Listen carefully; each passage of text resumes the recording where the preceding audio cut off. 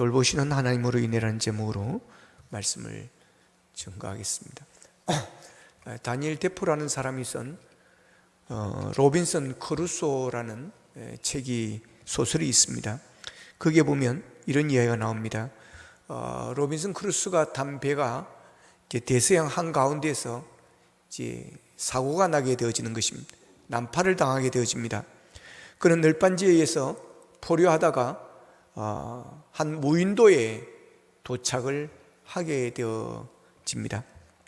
구조되거나 탈출할 가능성이 전혀 없는 그 무인도에서 홀로 고립된 이 크루소는 처음에는 자신이 찬 그의 신세를 한탄하게 되어집니다. 한탄을 하다가 이렇게 계속해서 한탄하고만 있을 수가 없다는 생각이 들어서 절망에 빠져 있기보다는 뭔가 새로운 그런 생존할 전략을 세워야 되겠다는 생각을 하게 되어집니다. 그래서 그가 한 것이 무엇인가 하면 노트를 두 쪽으로 나누어 놓고 한쪽으로는 지금 상황에 그대로 좋지 않은 그런 것들을 기록을 하고, 또 한쪽은 그 중에서도 감사할 것들을 찾아서 감사의 목록을 써보는 것이었습니다. 그가 외딴 무인도에 던져진 것은 나쁜 것이었지만, 그러나 다른 사람들처럼 익사하지 않고 살았다는 것이 감사한 것이었습니다. 또한 인간 사회에서 추방된 것은 나쁜 것이었지만, 좋지 않은 일이지만 주변에 먹을 것이 있어서 굶주림 없이 살아갈 수 있다는 것이 또한 감사할 일이었습니다. 그의 몸에 걸친 옷이 다 헤어졌기 때문에 좋지 않은 일이지만, 그러나 날씨가 기온이 좋아서 옷이 그렇게 많이 필요 없다고, 없어도 살아갈 수 있다고 하는 것이 또한 감사할 일이었습니다. 그에게 방어 도구가 하나도 없는 것은 좋지 않은 일이지만, 그러나 그 섬에는 자신을 해칠 만한 그런 맹수들이 없다고 하는 것이 또한 감사할 일이었습니다. 이야기할 상대가 없는 것은 좋지 않은 일이지만, 자신의 기도를 들으시는 하나님이 이곳에 함께 하시다는 사실이 그는 또한 감사한 일이었습니다. 그렇게 로빈슨 크루소는 자신이 당한 좋지 않은 상황과, 그리고 그럼에도 불구하고 감사하는 상황을 열거한 후에 그가 내린 마지막 결론은 삶이 비참한 상태에 놓인 것처럼 보이지만, 그럼에도 불구하고 감사할 조건들이 많이 있더라고 하는 것이었습니다. 바울 사도는 디모데후서 4장 4절에서 이렇게 말합니다. 하나님께서 지으신 모든 것이 선함에 감사함으로 받으면 버릴 것이 없나니 그랬습니다. 같이 한번 읽어보겠습니다. 시작. 지으신 모든 것이 선함에 감사함으로 받으면 버릴 것이 없나니. 아멘. 감사함으로 받으면 버릴 것이 없다는 것입니다. 아무리 상황이 안 좋고 아무리 나에게 나쁜 것이라 하지만 그것을 감사함으로 받으면 그것이 좋은 것이 되어진다고 하는 것입니다. 로빈슨 크루소는 그 절망적인 상황에서도 감사할 것들을 찾았더니 감사할 것들이 많이 있었습니다. 그러니 원망하고 한탄하던 모든 것들이 감사의 삶으로 바뀌어졌다라고 하는 것입니다. 그렇습니다. 감사함으로 받으면 버릴 것이 없습니다. 감사함으로 받으면 어떤 고난도 기쁨으로 이겨낼 수가 있게 되어집니다. 로마서 5장 3절에서 사도 바울은 우리가 환난 가운데서도 즐거워한다는 말을 합니다. 어떻게 환난 가운데 즐거워할 수 있겠습니까? 환난도 감사로 받았기 때문에 사도 바울은 그렇게 고백할 수 있었다고 생각합니다. 환난이 감사로 받으면 환난이 저주가 아니라 오히려 축복의 과정이 되어지고 연단을 통해서 그의 꿈을 이루는, 소망을 이루는 일들이 되어진다라고 말을 합니다. 감사신앙을 가진 사람은 환난 가운데서도 모든 것을 감사하게 볼 수 있는 눈이 열리게 되어지고, 그러기에 환난도 넉넉히 이겨내게 되어지고, 그 가운데서도 불평과 원망보다 오히려 감사하게 되어진다고 하는 것입니다. 저는 공부하는 것을 참 좋아합니다. 공부를 즐깁니다. 공부하고 있는 것이 제게는 제일 재밌고, 하루 종일 공부만 하러 가면 저는 제일 좋습니다. 학교 다닐 때 그래서 도서관에 제일 일찍 가서 제일 일찍, 제일 늦게 나올 정도로 공부에 빠지기도 했던 시절이 있습니다. 제가 이렇게 공부를 좋아하게 된 이유가 있습니다. 어릴 적에 시골에서 농사 일을 하는 것이 제게는 너무나도 힘든 일이었습니다. 무더운 5, 6일에 보리를 베고 보리를 말리고 보리단을 거두어서 또 집으로 지게로 옮기게 되어지고 집에서 또 보리 타작을 하게 되어지고 그것을 또 말려가지고 보리 매상까지 하는 그 과정은 여러분, 보리가 그냥 식탁에 올라오는 게 아닙니다, 여러분. 어린 저에게는 그 일들이 되게 힘들었습니다. 벼농사도 마찬가지입니다. 비슷합니다. 고구마 농사도 그렇고 거기에다 가축들이 많이 있었기 때문에 눈코 뜰 새 없이 가축을 돌봐야 했습니다. 그 당시에 농사짓는 도구는 리어카도 아니었고 경운기도 아니었고 트랙터도 아니었습니다. 뭔지 아십니까? 지게입니다, 여러분. 사진을 보여줘야 되는데 내가 지게 사진을 준비를 안 했습니다. 지게를 모르시는 분들이 많을 것 같은데 지게입니다. 지게는 지게입니다, 여러분.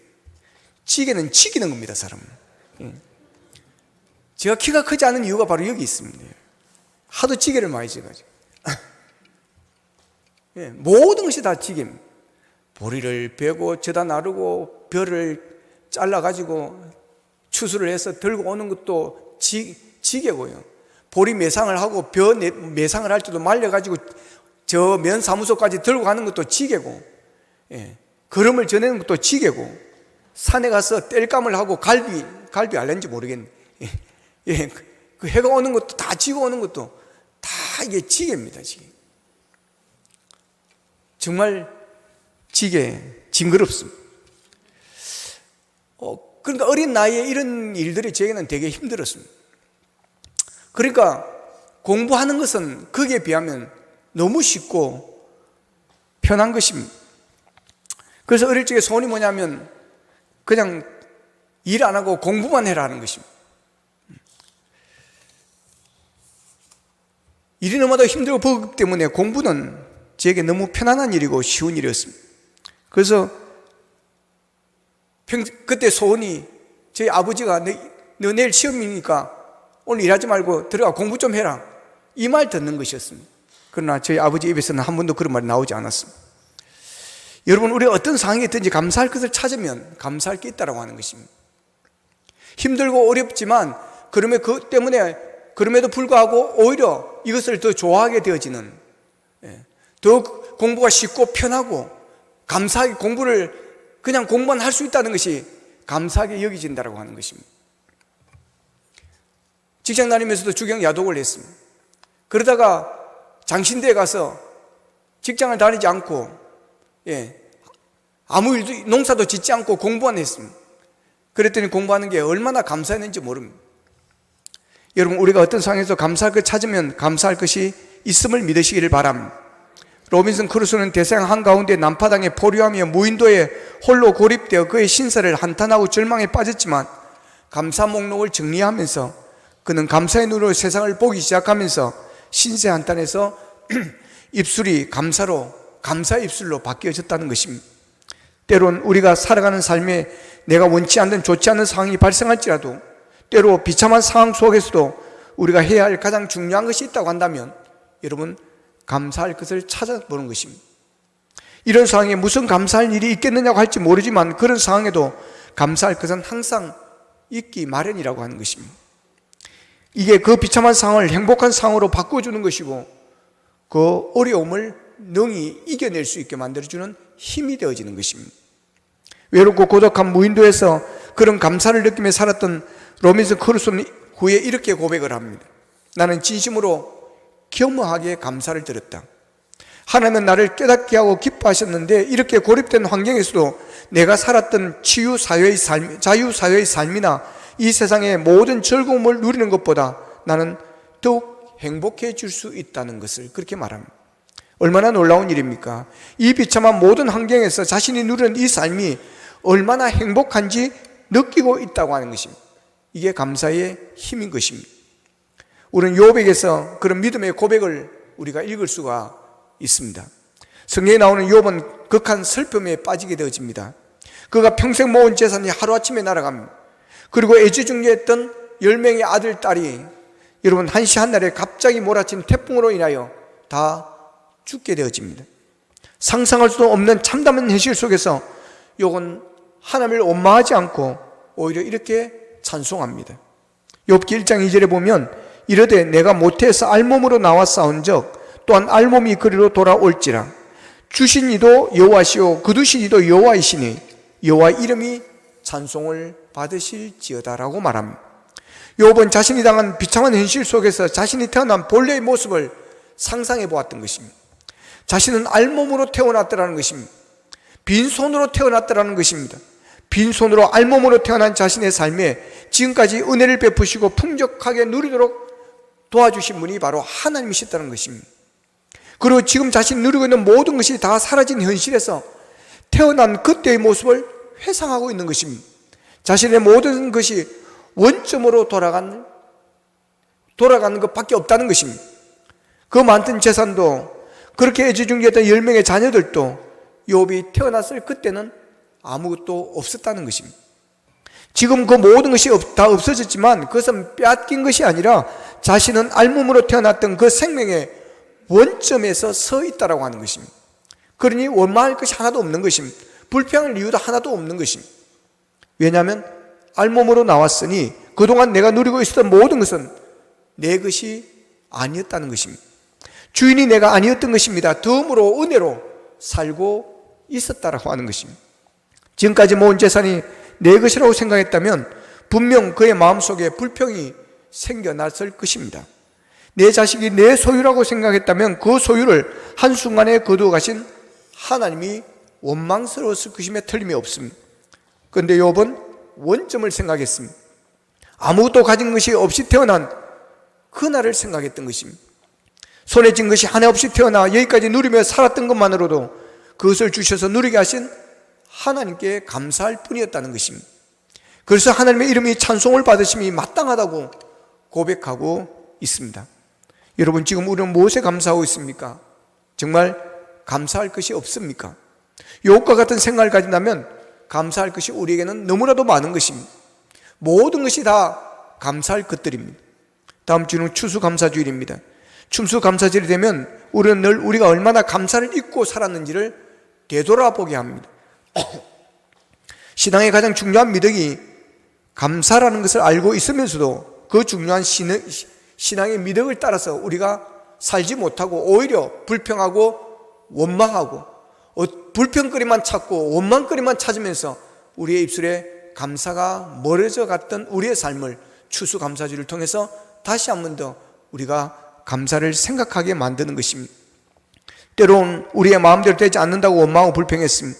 조그만 힘든 일이 있어도 그것을 통해서 하나님께서 내게 무엇을 말씀하시는지 하나님의 뜻이 어디에 있는지 무엇인지 찾기보다는 우리의 마음에 불평이 먼저 고개를 들고 냈습니다. 내가 바라는 뭔가 이루어지지 않았다는 것 때문에 때로는 하나님을 원망하기도 했습니다. 하나님 어찌 이런 일이 이루실 수가 있습니까? 라고 하나님께 반항하기도 했습니다. 우리가 누군가에게 그런 불평과 원망의 소리를 들여놓고 하진 않았을지라도 우리의 마음에는 너무 자주 그런 원망과 불평이 있었습니다. 가만히 생각해 보면 하나님께서 우리의 삶에 얼마나 많은 것을 주셨는지를 알 수 있지만 우리는 우리의 상황을 믿음으로 살피기보다는 눈에 보이는 현상에 너무 쉽게 빠져버리는 그런 삶이 있습니다. 또한 욕심이 감사를 빼앗아가고 비교하면서 우리가 우리의 감사를 잃어버릴 때가 너무 많습니다. 자, 오늘 보면서 시인 다윗은 자신의 삶을 되돌아보면서 자신의 삶에 베푸신 하나님의 은혜가 얼마나 큰지에 대해서 노래하고 있습니다. 자신의 삶에 은혜를 베푸신 하나님은 오늘 본문에서 다윗은 돌보시는 하나님이라고 표현을 하고 있습니다. 물론 하나님께서 돌보시는 그 대상이 자신만은 아닙니다. 오늘 본문 9절에 보면 땅을 돌보사 물을 대어 심히 윤택하게 하시며 하나님의 강에 물이 가득하게 하시고 이같이 땅을 예비하신 후에 그들에게 곡식을 주시나이다 그럽니다. 여기서 다윗은 하나님께서 땅을 돌보셨다고 고백을 합니다. 왜 하나님께서 땅을 돌보시는 것입니까? 물을 공급해서 곡식을 잘 될 수 있게 해주시기 위해서였습니다. 여기서 돌보시다는 말은 방문하다, 감찰하다는 의미가 있습니다. 농부가 자신의 씨를 뿌려놓은 밭에 곡식이 잘 자른지 보기 위해서 직접 밭에 가서 찾아가서 땅을 살피는 것, 그럴 때 쓰는 의미입니다. 하나님은 땅을 직접 방문하셔서 강물은 얼마나 되는지 친히 살펴보신다는 것입니다.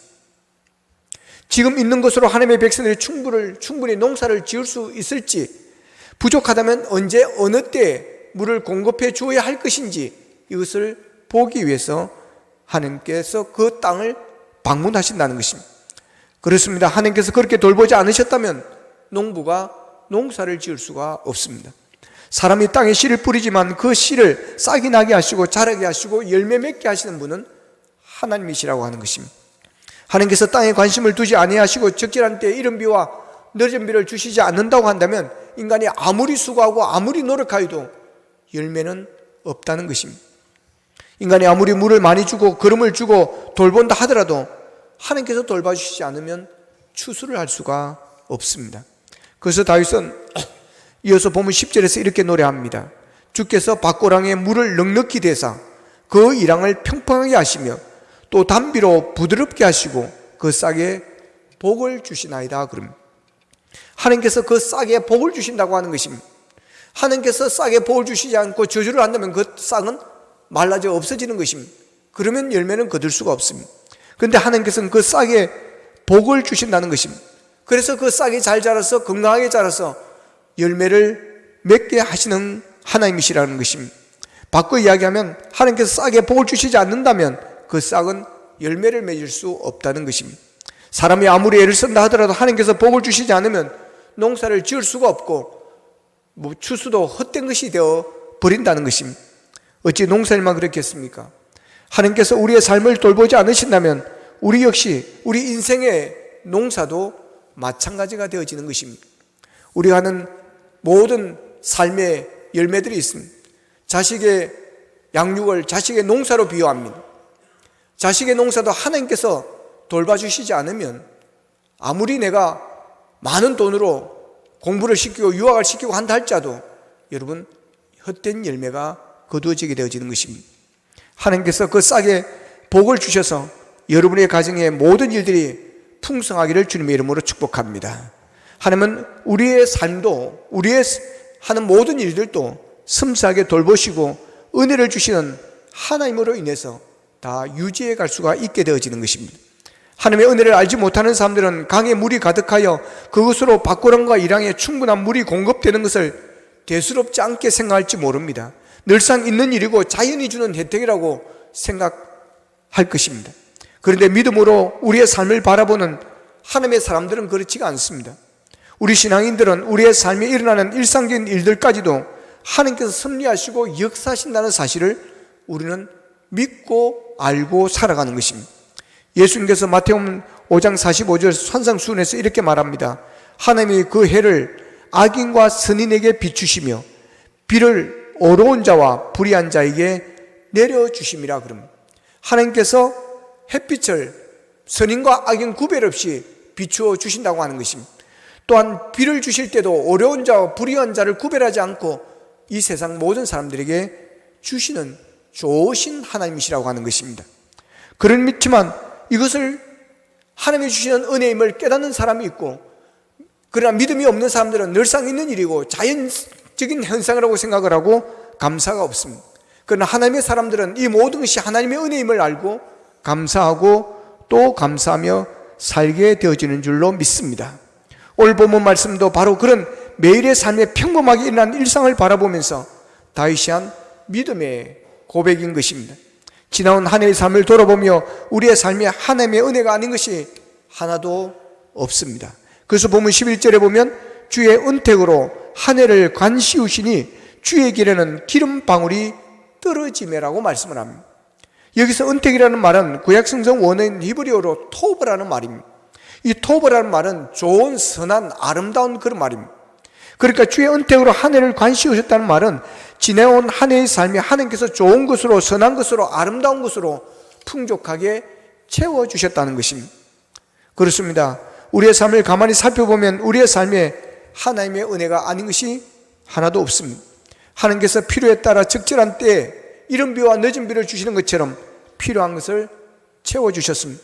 때로는 우리가 급해서 내 생각에 빨리 주셨으면 좋겠다고 생각했지만, 그래서 불평했지만, 그러나 지나고 보니 하나님께서 그때에 주었던 것이 가장 좋았고 그때에 주었던 것이 가장 아름다웠던 것입니다.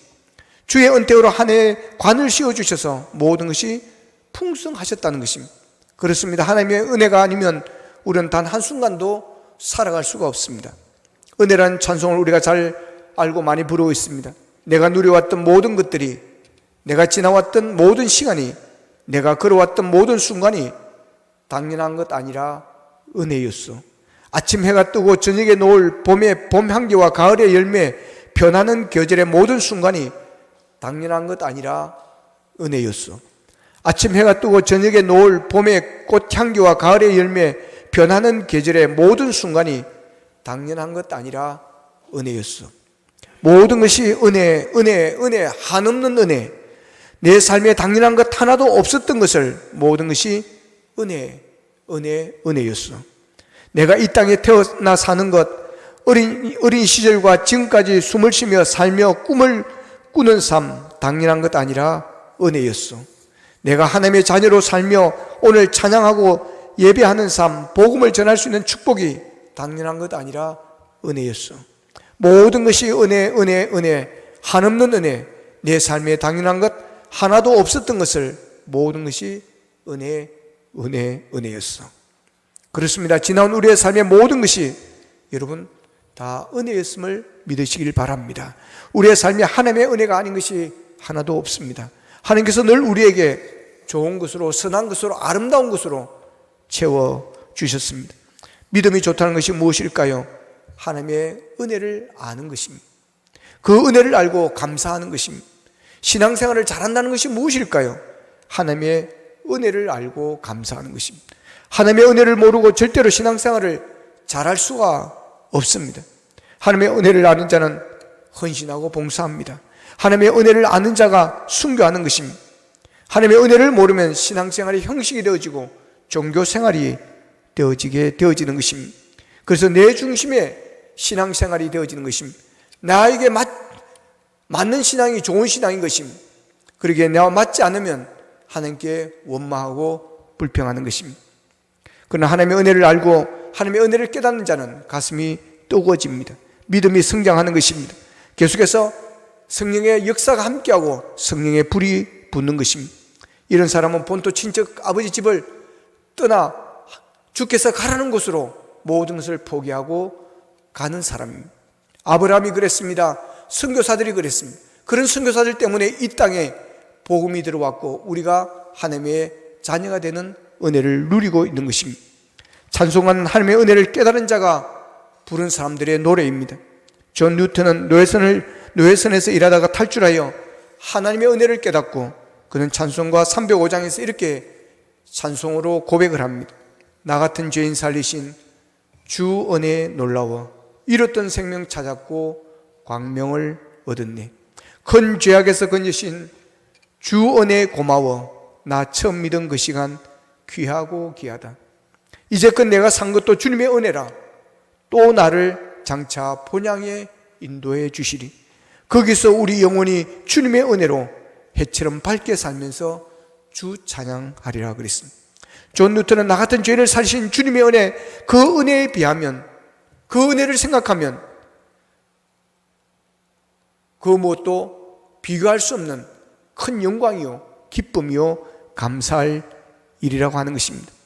그는 주님의 은혜가 이 땅에서 끝나는 것이 아니라 또한 나를 장차 본향으로 인도하여 거기서 주님과 함께 해처럼 밝게 살 것이라고 하는 것입니다.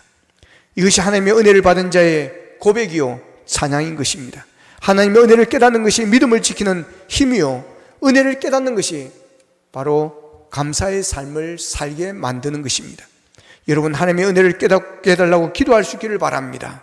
이 세상에 당연한 것 하나도 없습니다. 모든 것이 다 하나님의 은혜인 것입니다. 우리의 삶에서 하나님의 은혜를 깨닫고 감사하는 사람에게는 마음의 풍요가 더딥혀지게 되어집니다. 감사를 깨닫고 감사하는 사람에게는 하나님께서 더욱 풍성한 은혜를 베풀어 주시는 것입니다. 수없이 많은 사례들을 통해서 우리에게 교훈하는 것 가운데 하나가 감사하는 사람에게 하나님의 크신 은총이 더해진다라고 하는 것입니다. 뉴욕 빈민가에서 태어난 흑인 소년이 있었습니다. 17살에 처음으로 음료수 공장에 아르바이트를 하러 갔습니다. 그곳에서 음료수 파는 일을 하고 싶었지만 감독관은 백인 아이들에게 그 일을 맡기고 자기에는 걸레질을 시켰습니다. 그렇지만 이 흑인 소년은 조금 더 불평하지 않겠다고 결심을 합니다. 그리고 열심히 주어진 일에 최선을 다합니다. 감독관은 그 소년에게 일을 잘한다고 칭찬합니다. 굳은 일을 불평 없이 묵묵히 하고 있는 그를 관심 있게 그분은 지켜보았던 것입니다. 다음 해에 또 아르바이트를 나갔더니 음료수 파는 일을 하도록 해주더라는 것입니다. 또 아르바이트를 나갔습니다. 도랑을 파는 일이었습니다. 그런데 같이 일하는 한 사람은 월급을 적게 준다며 불평을 하고 있었습니다. 그러나 다른 한 사람은 묵묵히 도랑을 열심히 파고 있었습니다. 몇 해가 흘렀습니다. 다시 그 공장으로 가 아르바이트를 하였습니다. 월급이 작다고 불평하던 그 사람은 여전히 도랑을 파고 있었습니다. 그러나 묵묵히 일하던 그 사람은 지게차를 운전하고 있었습니다. 또 몇 해가 지났습니다. 다시 가보았더니 불평하던 그 사람은 해고가 되어졌습니다. 그러나 묵묵히 일하던 그 사람은 그 회사의 사장이 되어 있었다는 것입니다. 흑인 소년은 교훈을 얻습니다. 그리고 그는 어떤 위치에 있어도 불평하지 않고 감사하겠다고 결심을 했다는 것입니다. 그 결심이 결국 그를 미국 최초의 흑인 국무장관으로 만들었습니다. 그가 바로 콜린 파웰 전 국무장관이라고 합니다. 여러분, 하나님의 은혜를 늘 기억하면서 사는 게 감사하는 감사신앙이 되어지기를 바랍니다. 내 삶에 당연한 것 하나도 없습니다. 하나님께서 이른 비 늦은 비를 주셔서 열매를 거두게 해주셨고 지금 우리가 이렇게 살아가는 것입니다. 오늘 본문을 통해서 하나님께서 우리에게 말씀하십니다. 돌보시는 하나님의 은혜로 인해 감사하며 사는 사람이 진짜 신앙인이라고 말입니다.